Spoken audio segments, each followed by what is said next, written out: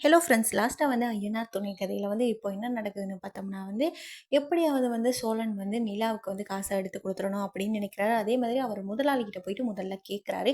ஆனால் அந்த முதலாளி வந்து தரமாட்டேன் அப்படின்னு சொன்ன பிறகு சோழன் மிகப்பெரிய ஒரு தப்பு செய்கிறாரு. என்னன்னா, அவர் நல்லவராக இருந்தாலும் ஆனால் அவர் செய்கிறது மிகப்பெரிய தப்பு. அந்த காசை வந்து தெரியாமல் களவெடுத்துட்டு வந்துடுறாரு.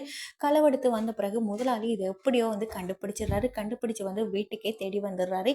அங்கே எல்லாருக்காக விநாயகர் இருக்காங்க, நிலாவும் இருக்காங்க. வந்த நேரம் வந்து நிலா முன்னாடி வந்து கேட்குறாரு, நீ காசு எடுத்தியா அப்படின்னு சட்டையை பிடிச்சி கேட்குற நேரம், ஆமா நான் தான் எடுத்தேன், எவ்வளோ எடுத்தேன். நிலா வந்து கேட்குறாங்க, எவ்வளோ எடுத்தேன்னு. 5 லட்சம் சொல்றாரு. உடனே நாளைக்கு தாரேன்னு நிவால் நிலான்னு வந்து சொல்லி அனுப்பிடுறாங்க முதலாளி கிட்ட.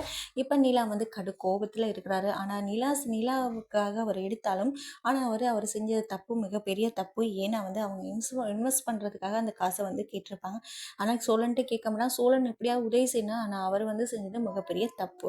வரப்போகிற எபிசோடில் பார்ப்போம், நிலாக்கிட்ட வந்து எப்படி வந்து சோழன் ஏற்கனவே விலகி தான் இருக்கிறாரு, இனி எப்படி வந்து சேர்ந்திருக்க போகிறாரு, இந்த தப்பை வந்து எப்படி சரிப்படுத்த போகிறாரு. வரப்போகிற எபிசோட பார்ப்போம். Viewers, thank you.